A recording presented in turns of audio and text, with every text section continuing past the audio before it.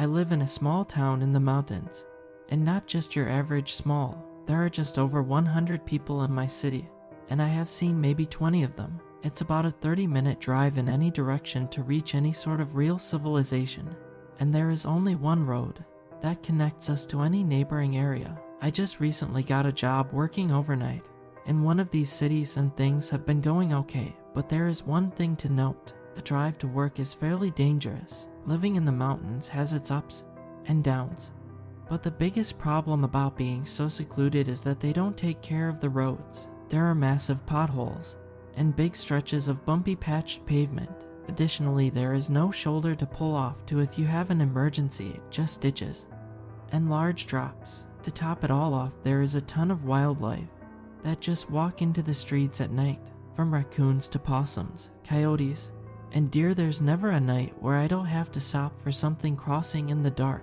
This turns my 30-minute drive into a 40-minute one easily. One night as I was getting ready for work, I was struggling particularly bad with my ADHD. I was leaving things all over the house and struggling to remember to finish tasks that I needed done before I left for work, like my laundry with my work uniform that was still sitting in the washer, my coffee that had finished dripping about 10 minutes ago that I had forgot even existed, and my eggs that were now beginning to burn.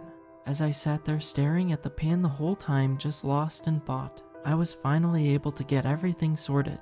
With my clothes now drying, I sat there drinking my cold coffee and eating my slightly burnt eggs, while doom scrolling social medias and getting lost in my mind once again. I finished my meal and put my shoes on, hoping the worst was over. I threw my dishes in the sink, grabbed my keys, and headed out the door to my car. I know I had to be careful now. Spacing out and burning my eggs is one thing, but if I do it while driving, it could have way worse consequences. The last thing I needed was to hit a deer or drive myself off a cliff simply because I wasn't paying attention. I sat in the driver's seat collecting my thoughts for a few minutes and trying to rein myself in while trying some meditation techniques I saw on TikTok. Once I was confident that I could make the drive without losing myself, I started my car and took off out of the driveway.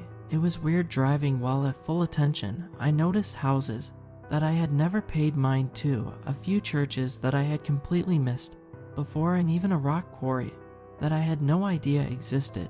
I had somehow completely blocked all of these things out before, but it was kind of nice. It felt like a brand new road. By this point, I was about halfway through the drive, and I hadn't drifted into my mind even once. I was feeling pretty good. Maybe I should try meditating more often. Then it dawned on me. I left my work uniform in the dryer. I was so worried about losing focus while driving that I forgot the most important thing I needed for work.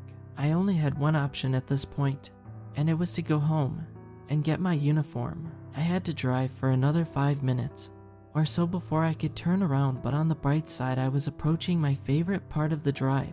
It was a long, flat stretch of road that ran right through the center of a small town called Evans that was surrounded on all sides by tree-covered mountains. The long, flat road reminded me of where I grew up. It was the flattest place you've ever seen, but I loved it. The drive through Evans was very calming to me, and coincidentally, it was the only place to turn around after I left my house. I continued driving, and before I knew it, I was approaching Evans. I also realized that I had spaced out for the full 5 minutes leading up to it. I was disappointed with myself. I was doing so well the entire drive, but forgetting my uniform at home must have just threw me off.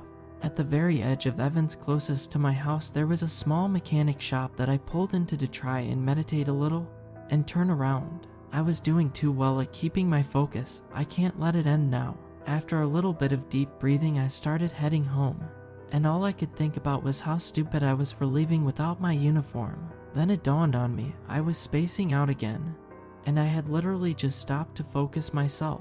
I stopped the car just outside of Evans to do some deep breathing once again, and I noticed something strange. I was at the bottom of a very steep, large hill that I have no memory of at all, but I have to have been here before. I literally can't have avoided it. There is only one road that leads to my house, and the only other way to work takes me an hour out of the way. I know my attention is bad, but to have missed this massive hill for months seemed impossible to me. I sat there taking in this hill for a while. It was lined on both sides with trees, and there was a single street light at the base. There was something odd about this place though. It was almost pitch black past the light. There should have been more light than this. It wasn't a full moon, but most of it was illuminated, and I could see everything else around me pretty well with just the moonlight. I didn't have time to sit at the bottom of this hill all night though, so I started to drive thinking about how stupid I was for leaving my stuff in the dryer.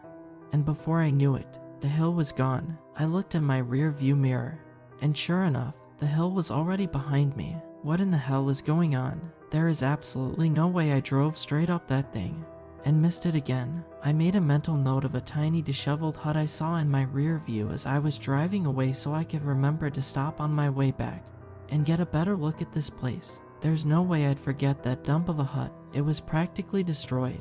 I was so focused on the rundown hut that I was home. Before I knew it, I bolted into my house to throw on my uniform and rushed back out to my car. As I made my way back along the road, all I could think about was the hut. The house, the churches, and even the rock quarry took a backseat to this hill. I was so focused on it that I tuned out everything on the drive there that I noticed earlier. I continued down the road, and before I knew it, I had arrived at the small town of Evans. Now, there's absolutely no way this is happening. I drove straight past the hut and the hill again like it wasn't even there, but I was looking for it the whole time. I slammed on my brakes and came to a screeching halt right out in front of the mechanic shop and pulled in to turn around. I stopped for a second to focus up. Something weird is happening, and I needed every bit of my attention to figure it out. As I sat there replicating the meditation techniques from this morning that seemed to help the front door of the shop open, out of the shop walks this scruffy older man who begins heading up to my car. I rolled down my window to see what he wants. "I'm the shop owner. I saw you pull over awfully fast, and you looked worried, so I wanted to make sure you were all right." I didn't want him to think I was some sort of lunatic for being obsessed with this massive hill that I was sure everyone else knew about but me, so I told him that I thought I left something at home, and I stopped to turn around and get it. He stares at me with a look of confusion before saying with a grin, "I saw you turn around earlier. I'm sure whatever you left back there is better off that way. You should just keep going." An immediate wave of fear hit me. Was he watching me? I nervously agreed with him and told him to have a good night as I drove off in a hurry. I stopped at a gas station up the road, partially to get gas, but mainly to wait out a few minutes before turning around. I know I was going to be late to work, but I just needed to check out this hill. After filling my car with gas and sitting inside it for about 10 minutes, I hopped back on the road and headed for the hill. I normally don't speed, but I didn't want the shop owner to see me going back, so I was flooring it. I glanced over as I passed his shop, and there he was, watching me go past his shop headed back in the direction of the hill. I felt like a little kid disobeying his parents and getting caught. I was mortified, but I kept going anyway.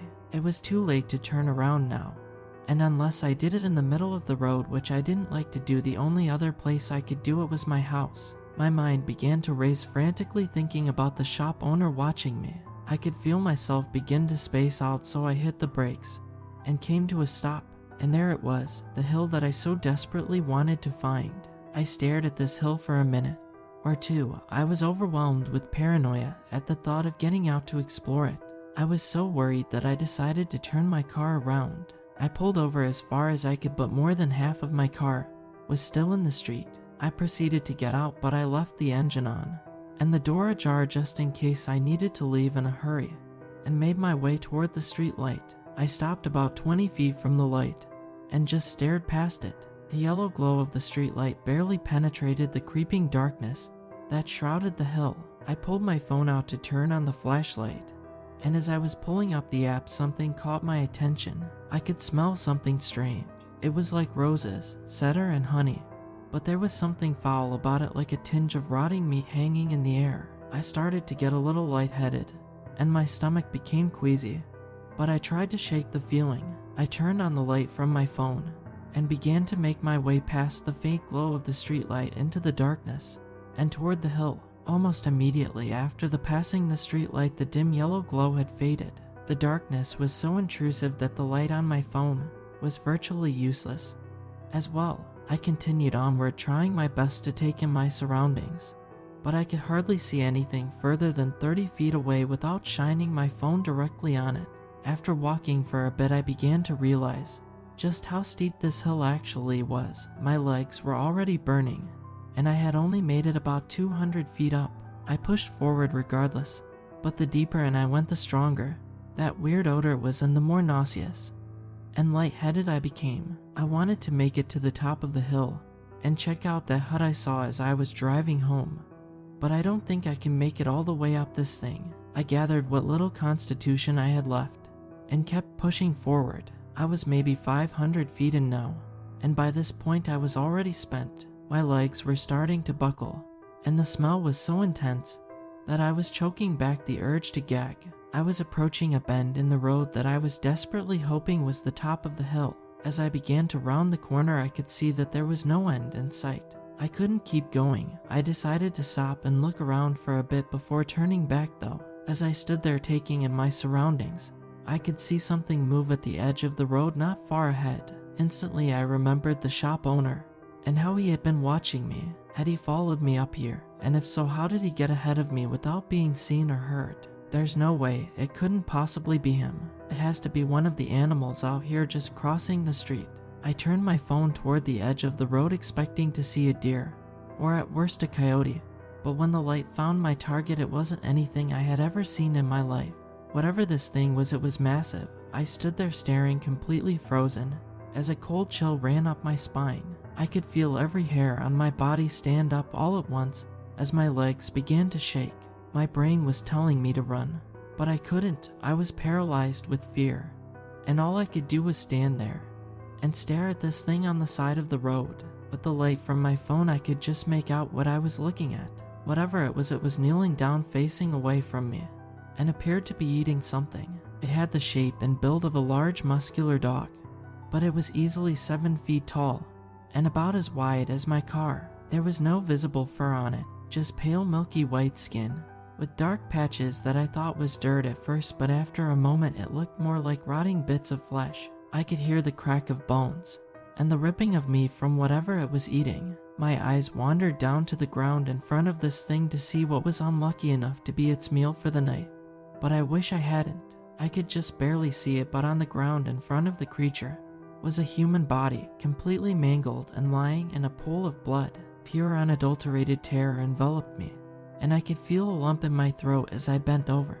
and the entire contents of my stomach violently rushed out onto the road. I let my head hang there as the taste of vomit slowly dissipated before it dawned on me that not only had I made my presence known by loudly spewing chunks in the dead silence of night, but I had also looked away from this thing that was chowing down on a body not even 40 feet away from me. I slowly lifted my head, and as I did, I could see this creature was no longer preoccupied with its previous meal, and was now sitting down facing in my direction with its front side in full view. It had a long, thick neck that held up a very large canine-shaped head that sported long, oily black human hair, with no eyes or ears, and it was covered in the same pale, rotting flesh as the rest of its body. There was something even more odd. I could see lumps on the top of its head near the hair, but I couldn't make out what they were. As I stood there hunched over taking in this living nightmare, it began to tilt its head down, exposing the bumps on its skull, revealing a face. A human face. The expression on it was imprinted into my brain in an instant.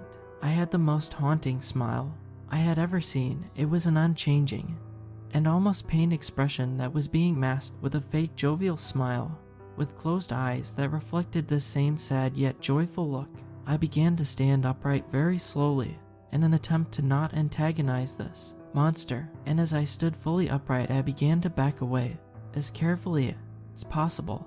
But as I took my second or third step, I could see the creature's blood-stained canine jaws begin to snarl, exposing a mouth full of razor-sharp teeth. It rose to its feet and began to lift its head back up before crouching down almost as if it were going to pounce at me. It was in this moment that I had noticed that this thing didn't have paws at the end of its front legs, but instead it had human-shaped hands with long, slender fingers. It cocked its head back before jutting it back out and letting loose the most ghastly noise I have ever heard. It was a low, deep roar at first, but was almost immediately accompanied with what I could only describe as hundreds of hollow human screams. Before it even had the chance to finish its hellish scream, I dropped my phone, turned, and bolted down the hill from my car. I was sprinting with everything I had in me, powered by fear. And the sheer steepness of the hill, I felt like I was flying. My heart was pounding harder than it ever had in my life. It was as if someone was playing a drum on my chest, and all I could hear was my heart beating in my head. My mind was racing faster than my legs, going over and over the shopkeeper's words, "It's best if you just keep going," like he knew this thing was up here. And thinking about my car that I had left running just in case. All I had to do was make it to my car. For a brief moment I had forgotten about what was chasing me. Was it chasing me? I glanced over my shoulder for a split second to see if maybe somehow I lucked out, and it didn't follow. I was wrong, so very wrong. Not only was it behind me, but I could see its haunting, unchanged expression from the face on the top of its head staring me down as it was gaining on me. I could feel a rush of adrenaline as my legs began to move even faster, and I could swear that for a moment my feet weren't even touching the ground, and that I was actually running on air. Then I began to feel my legs begging to struggle to keep up with my momentum, and I began to stumble. I had to do something. I can't keep this pace up, and if I fall, this monstrosity would be on me in an instant. So I did the only thing I could think to do. I turned toward the guardrail at the side of the hill, regained my footing, and leapt over the edge. The ground disappeared from beneath me, and then I realized just how far the drop actually was. There was no going back now though, and I stood a much better chance of surviving the fall than I did of outrunning the nightmare entity that was chasing me. The ground began to close, and as I attempted to prepare myself for the impact, I relaxed my body and tried to land in a way where I would roll and hopefully not break my legs. As I hit the ground on the side of the hill, I threw myself sideways, but instead of rolling, I smashed into the ground and began to ragdoll. After a couple seconds of being thrown end over end, I smashed sideways into a tree and came to an abrupt stop as the wind was knocked out of me. I laid there gasping for air and frantically scanning the road, praying that the beast hadn't followed me. And I was in luck. It hadn't even crossed the guardrail, but instead it sat down on the edge of the road and stared at me with that closed-eyed face, almost as if it were taunting me. After lying on the ground next to the tree that I had just become best friends with, I was finally able to catch my breath. Every inhale was agony though, and I was pretty sure I had broken some ribs, if not all of them, and I was covered in cuts, scrapes, and bruises, but I was alive at least. I slowly clambered to my feet, keeping my eyes fixed on the terrifying monster on the road above me. I began to make my way towards my car. I inched along in the woods as the behemoth stood up and followed me, keeping pace with my every step like a predator stalking a dying animal. And that's exactly how I felt at this moment. I staggered along the forest for what felt like hours, my eyes locked with my aggressors, and even though they were closed, I could tell it was staring back at me. Eventually, I could see a dim yellow glow out of my peripheral vision, and I knew it was the street light. I was almost to my car. There was the problem of my possibly broken ribs, though I couldn't outrun this thing before, and there is no way I could now. Maybe I didn't have to though. This thing hasn't left the road the entire time, and I was starting to think it just couldn't leave the hill at all, or that was the hope anyway. The closer I got to the end of the road, the more nervous I became. What if I was wrong, and this thing only stayed on the road because it couldn't fit between the trees? Or maybe the drop was too big. It didn't really matter, I guess, because if it wasn't bound to the road, this atrocity would come for me the moment it had the chance. I was only about 40 feet from the street light and could hear my car running. The trees that may have been the only thing keeping me safe ended at the street light, and from there it was about 50 feet to my car. The engine was on and the door was still open, so all I had to do was hop in and floor it. I stopped a few feet from the edge of the woods and waited for a minute, partially from fear and partially to see what this abomination that was stalking me was going to do. It still hasn't looked away from me, and it was still following my every step.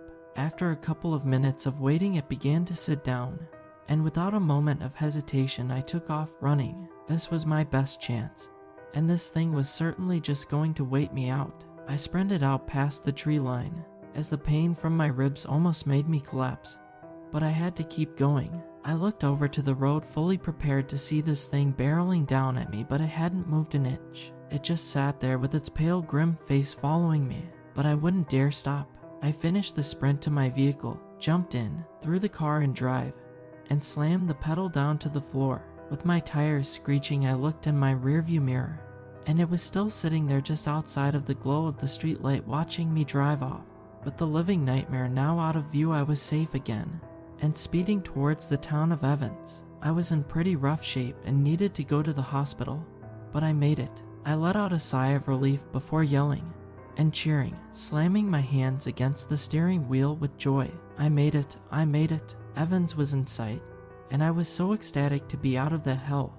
But then I remembered the owner of the mechanic shop, which was just up ahead. I looked over as I was blazing past, and there he was, standing outside the front door. He was watching me drive by, and before I was out of view, I could see him gesture. With one finger over his lips, I could tell all he did was shush me. From that day on, I took the only other road from my house to work, and even though it added an extra 2 hours to my drive every day, I refused to go back. I never saw the small town of Evans, that mechanic shop, the owner, or that hill ever again, and if I'm lucky, I never will.